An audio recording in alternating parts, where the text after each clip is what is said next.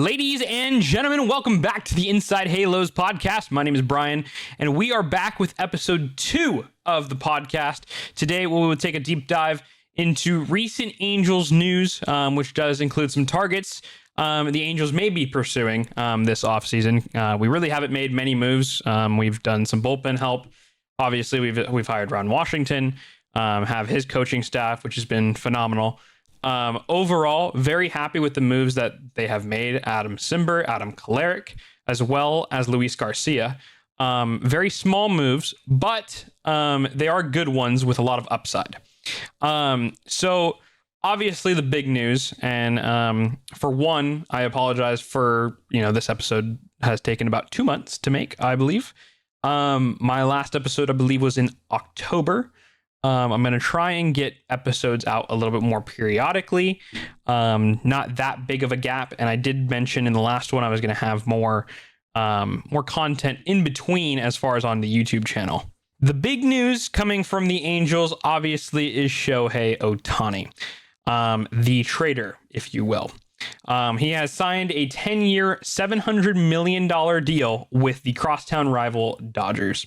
He's officially a trader, in my eyes anyways, and many other Angel fans, going to really the enemy, the crosstown rival. And then not only doing that, but yesterday's report of a bunch of deferrals, $68 million being deferred, and he will only be paid $20 million over the next 10 years. $2 million every single year. $46 million of that is going to go towards luxury tax, when in reality it should be 70. I have learned as well that Mookie Betts as well as Freddie Freeman also have deferrals in their contract. Not nearly as big, of course, because Ohtani is in a league of his own and he's making $50 million a year in endorsements alone, allowing him to be able to do this. I don't blame players like Mike Trout or Anthony Rendon or other players out there for not doing something like this to help their team. I genuinely think that this is kind of cheating the system. Obviously, it's not in the rules that this is not allowed, but it feels illegal. It feels like it should not be allowed, and the Dodgers are taking advantage of that. And it seems like at this point, Ohtani is just essentially trying to help a team buy their way to a championship. Hope they don't win a single championship while he's there. My dream scenario would be for the Angels to make the playoffs in 2024 and the Dodgers to miss. I just think that'd be hilarious. And the Nationals did it with Bryce Harper in 2018. They lost him this offseason. And then in 2019, they won the World Series, which Anthony Rendon was a part of. So there's definitely a chance something like that could happen. But enough of Shohei. I'm not the biggest fan of what happened. I do think it's bad for baseball. But let's go ahead and get into some actual Angels news. We are in now a new era of Angels baseball. Have to move on from, what happened. And Mike Trout is now officially our king, as he always has been.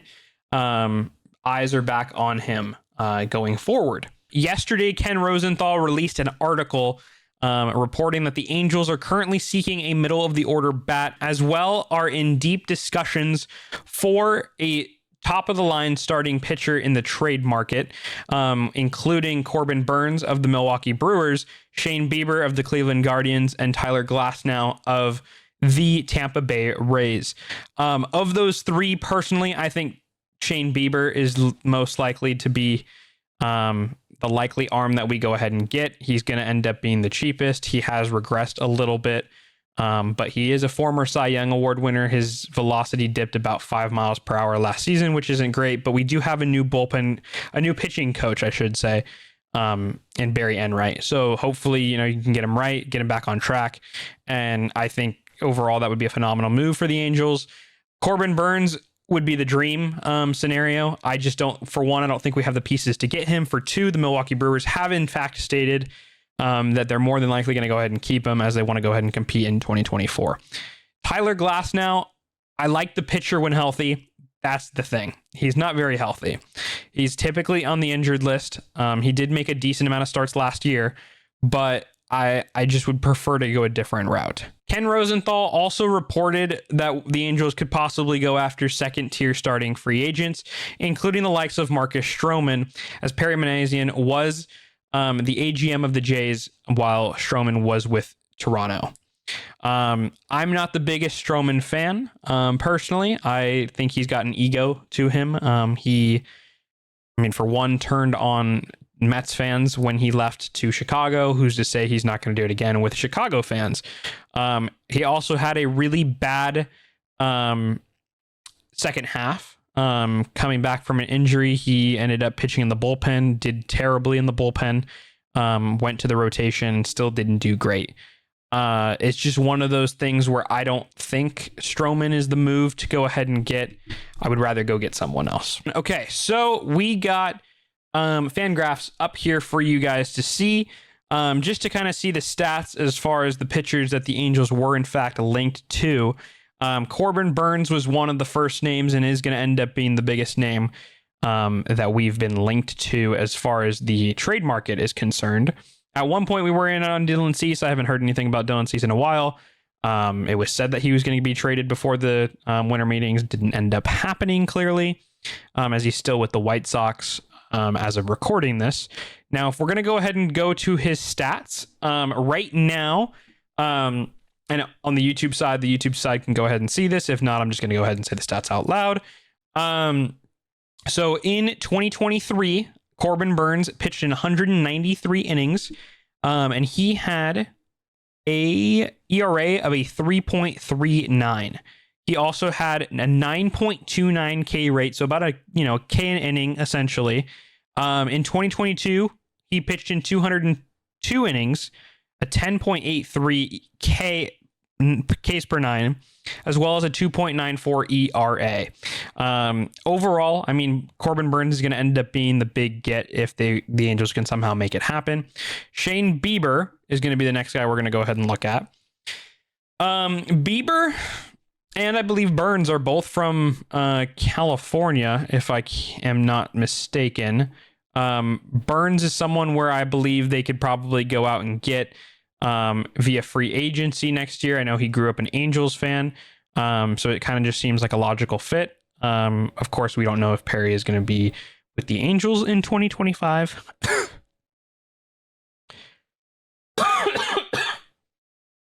3, 2, 1. But moving on to Shane Bieber. Bieber did dip quite a bit. In 2022, he pitched 200 innings and he had a 2.88 ERA. He had 8.91 Ks per inning, so not quite a K an inning. I said Ks per inning, Ks per nine. And then in 2023, he kind of fell off, pitching in 128 innings. He made 21 starts compared to 31, so 10 less starts. He had a Ks per nine of 7.52. And then as well, he had a 3.8 ERA, so went up an entire run. As I mentioned, his velo has fallen off in 2023 compared to 2022. I'm not well versed in Fangraphs, so I don't know how to check that. And I don't have the information on hand, but I believe it was about 5 miles per hour as far as the fastball is concerned. Moving on to Tyler Glasnow. Tyler Glasnow, he had a decent year with the Tampa Bay Rays last year. He had pitched in 6.2 innings in 2022, 88 innings in 2021, 57 in 2020, 60 in 2019, and in 2023, he finally got that number up to 120 innings for his career amount of innings he's ever had. That was the most innings he's ever pitched in as a Major League Baseball player, which is worrisome because he gets injured a lot. He did have a decent ERA and a 3.53 ERA. He had a Ks per nine of 12.15. So, more than a strikeout an inning, very good pitcher, and 120 innings of work with 21 total starts, which as well was his career high in games started. Like I said, Glasnow is just one of those pitchers, very high injury risk, and one of those pitchers that likely just I would prefer to stay away from. I imagine the Tampa Bay is probably going to be looking for a young arm. So you're probably looking at trading Patrick Sandoval or Griffin Canning as one of the main centerpieces, along with somebody else, maybe like a Luis Rengifo. And honestly, I'm not very good at trades. It could end up being more. It could be like a Chase Silseth, which I personally would not like trading for Glasnow. And then the other pitcher we went ahead and talked about was Marcus Stroman. Stroman had a 3-year deal with the Chicago Cubs with the opt-out. He had ended up opting out this season. But in the past 2 years, he's pitched about 136, 38 innings kind of thing. In 2022, he pitched 138 innings, and in 2023, he pitched 136 innings. Both he had 25 starts. He did end up appearing in the bullpen in 2023. He had a 3.95 ERA in 2023 and a 3.5 ERA in 2022. Once again, just one of those guys that I'm not necessarily in on. He did not look good at the second half of the season.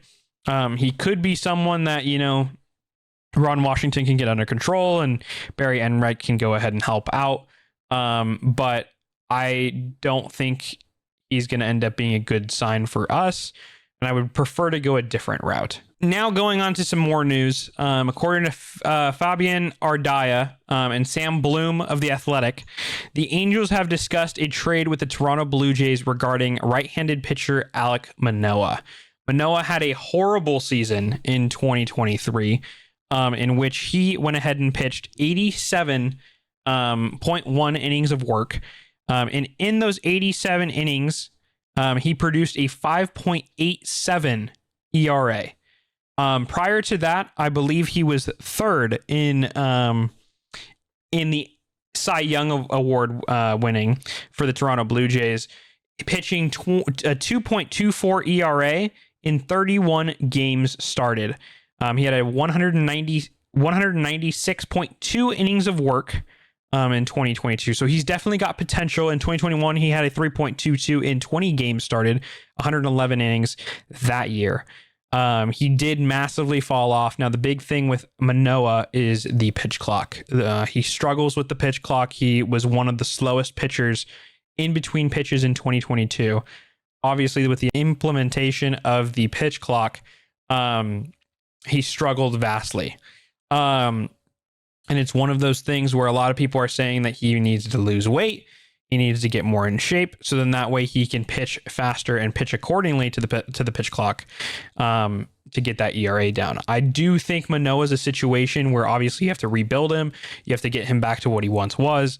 And, change of scenery could help a lot. If this was Matt Wise still under, employment with the Angels and not Barry Enright, I would say no, stay away. But with Barry Enright coming in, new coaching staff, brand new change of scenery, I just think it makes a lot of sense to bring in a guy like Manoah. I actually wanted to bring in a guy like Severino as well as a reclamation project and just see, if we can get them back to where they once was. And I think Manoah would be great. He doesn't cost much, and he's just going to end up, of course, costing prospects, which we don't have a lot of. But if the Angels were to get him, be happy. Now, according to John Heyman, the Angels have been linked to left-handed pitcher Blake Snell. Blake Snell was the NL Cy Young Award winner with the San Diego Padres last season. He rebuilt himself, essentially, pitching in 32 total games, was not hurt at all last year, somehow was not an all-star.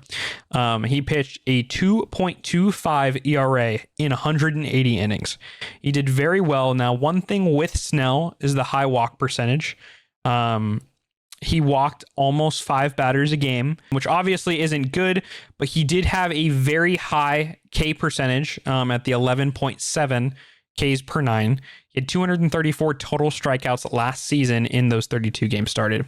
The year prior, he had a 3.38 ERA in 128 innings of work with 171 strikeouts. So he vastly improved in 2023. That's his second Cy Young. He now has an NL Cy Young as well as an AL with the Rays way back when. Snell makes a lot of sense for the Angels. It just feels like one of those Angels signings coming off a phenomenal season.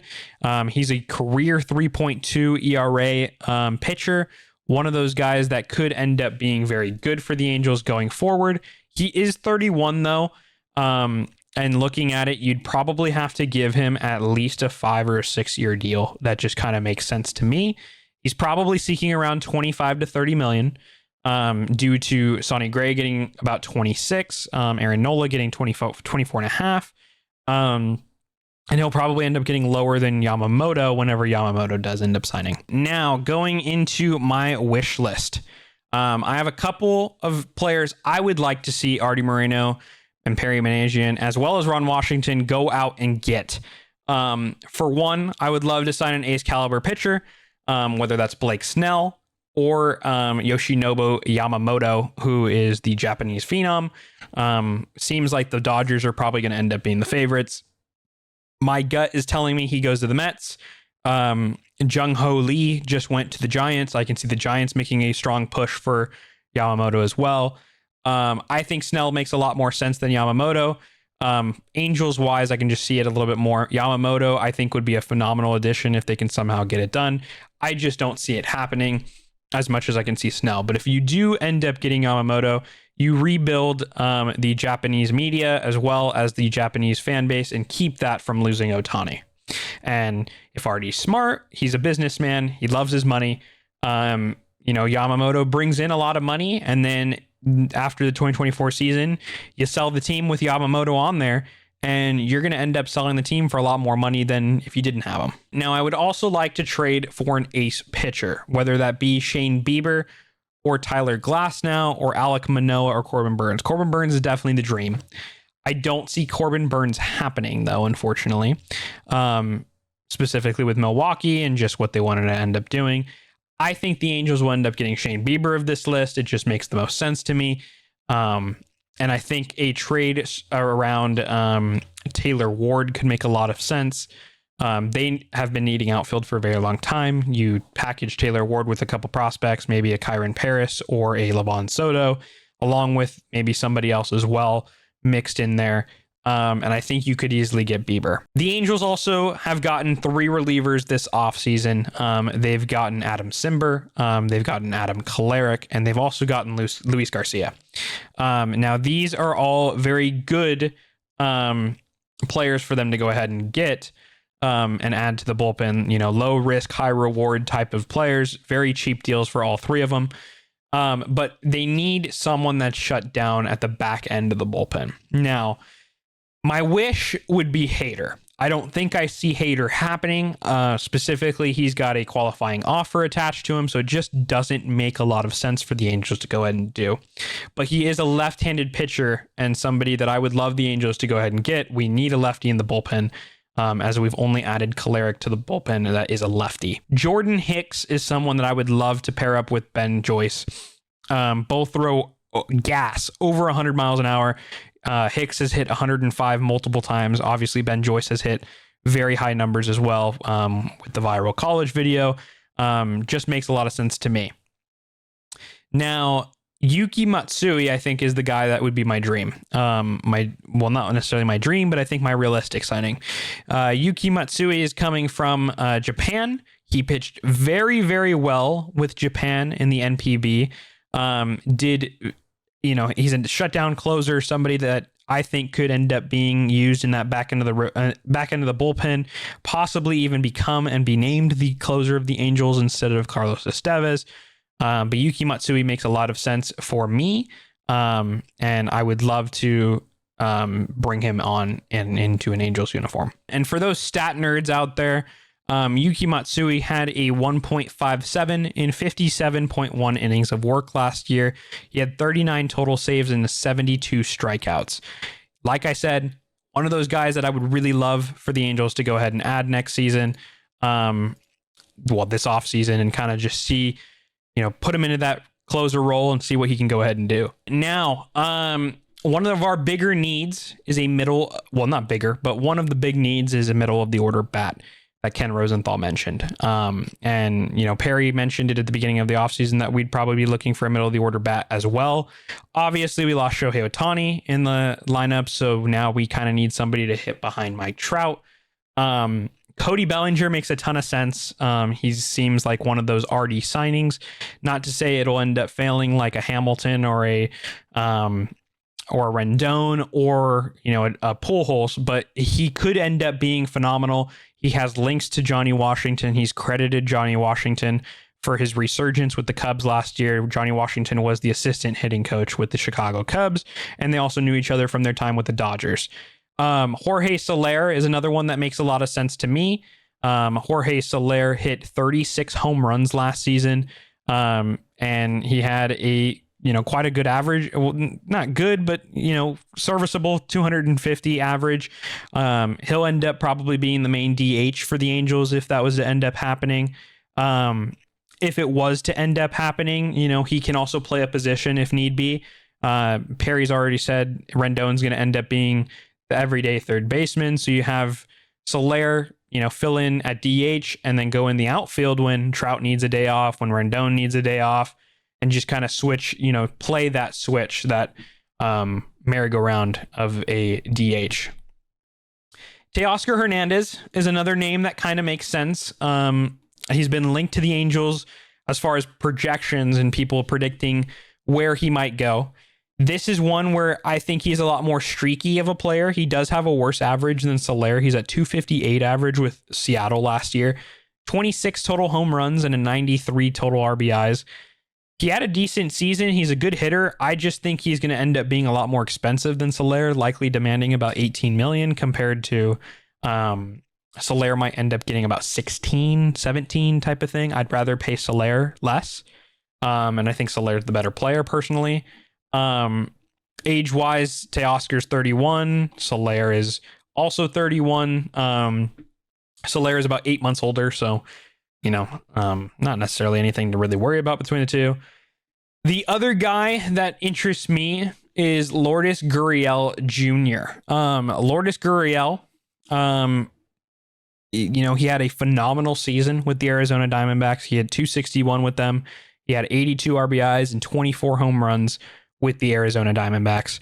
I would be shocked if he doesn't return to the Diamondbacks, although there hasn't been any real links, or I don't even think there's really been any news regarding Lourdes Gurriel Jr. I wouldn't mind him. I think he's going to end up being the cheapest of these four options. But he can also play the infield, which is kind of wild to me. So he'll likely end up, if the Angels were to sign him, he'd probably play in the outfield. Could play in the infield from time to time, but you're going to end up shifting a lot with him as far as where he plays. Now, of course, my dream scenario here would end up being Cody Bellinger. Left-handed bat, slot him into the middle of the order right behind Mike Trout. Great defender in center field. You put him in center field, you shift Trout to a corner. He can have his pick of which corner he goes to. And then Mickey Moniak would end up probably manning the other one, as well as Joe Adell. And, you end up trading Taylor Ward for a Bieber, for example. All right, so that's going to go ahead and be the end of the episode. The Inside Halos podcast is back. My name is Brian. Hope you guys did enjoy this episode. It's been quite a week for Angel fans. I know that we've been probably a lot more depressed and hurt by Ohtani. It was just reported that he received the exact same offer from the San Francisco Giants. I know that the Toronto Blue Jays were very close on him as well. The Angels were in the mix, but it was clear at the end of the day he wanted to be a Los Angeles Dodger. And essentially, they're already in Los Angeles. He's very close. Ohtani, was right across the freeway from Mickey Mouse and Disneyland, so he's going to end up being very used to Mickey Mouse and the type of World Series championships that the Los Angeles Dodgers might end up winning with him. Hope they don't win one. I would find that hilarious. They're, this year they're probably going to get bounced by the Colorado Rockies or the San Francisco Giants in the division series or wild card series for that matter. I just hope, things end up going, and let's, the big thing for Angel fans, Artie Moreno, let's make a move. Let's get started. Let's get rolling. Get rolling the ball. Perry, start cooking. And we'll see you guys in the next one. Peace out.